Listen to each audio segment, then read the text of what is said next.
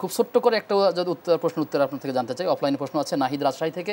তিনি বলেছেন যে এসএসসি পাস পরীক্ষার আগে তিনি মানত করেছিলেন যদি পরীক্ষায় তিনি পাশ করেন তাহলে বাইতুল মুকাররম মসজিদে গিয়ে 50 রাকাত নামাজ পড়বেন। এখন তার প্রশ্ন হচ্ছে আসলে আমি অনেক দূরে থাকি কিন্তু আমার জন্য সেই মসজিদে গিয়ে নামাজ আদায় করা কঠিন, আমি কি যে কোনো মসজিদে আদায় করলে হবে নাকি কি করা উচিত? মানত করা ইসলামে এটা একটা শুদ্ধ ব্যাপার না, এটা সহি শুদ্ধ না।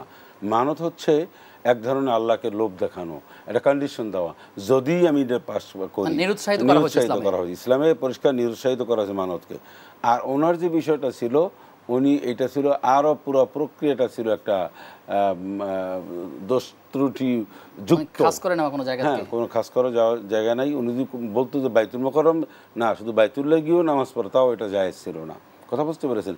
উনি বড় জোর বলতে পারেন আল্লাহর কাছে নামাজ পড়ে যে আল্লাহ তুমি পরীক্ষার রেজাল্ট ভালো করে দাও, এই কাজটা হলে আমি এই ভালো কাজটা করব, আমার চাকরি প্রমোশন হলে উমরায় যাব, এই যে নানান যে শর্ত লাগায়, এইটা ইসলামে নিরুৎসাহিত করা হয়েছে, বরং এটা করা যাবে না। এখন কি তিনি মহল্লার যে কোনো মসজিদে আদায় করে নেবেন কিনা নাকি? না, ওনার নাম, ওনার যদি এটা পুরনো হয়ে থাকে, আশা যদি পুরনো হয়ে থাকে, তারপরও এই জিনিসটা, এই যে মানতটা, এই জিনিসটাই তো শুদ্ধ না।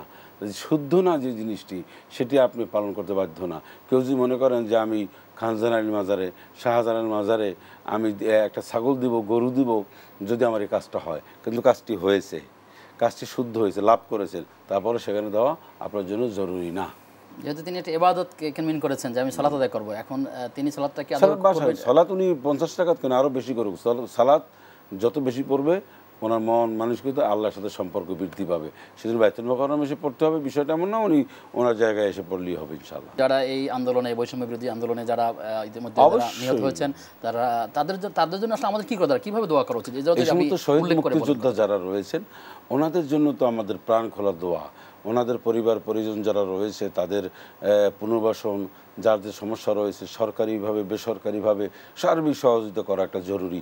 এ প্রসঙ্গে একটা কথা বলি, এই বৈষম্য বিরোধী ছাত্র আন্দোলনে যে সমস্ত ছাত্র জনতা যারা শাহাদাত বরণ করেছেন, ছাত্র জনতা, সাধারণ মানুষ, সবাইকে একটা সরকারিভাবে এদেরকে একটা সম্মানই দেওয়া, তাদেরকে তাদের পরিবার থেকে যাদের প্রয়োজন চাকরি পুনর্বাসন করা, চাকরি দেওয়া, এবং তাদের জন্য একটি সম্মানী খেতাব যেগুলি রয়েছে সেগুলি দেওয়া। এটা একেবারে দুনিয়া যতদিন থাকবে ততদিন তাদের নাম যেন স্বর্ণাক্ষরে লেখা থাকে, তাদেরকে দেওয়া, সুচিকিৎসা ব্যবস্থা করা। যারা পঙ্গুত্ব বরণ করেছে, যাদের পা নেই, চোখ নেই, তারা আর্থিকভাবে যদি সলভ হয়েও থাকে, আর্থিকভাবে যদি তারা স্বাবলম্বী হয়েও যদি থাকে, তারপরও তাদের জন্য এমন একটা সম্মানজনক একটা জায়গা দেওয়া যাতে করে তারা এই কষ্টটা অন্তত কিছুটা হলেও ভুলে যায়।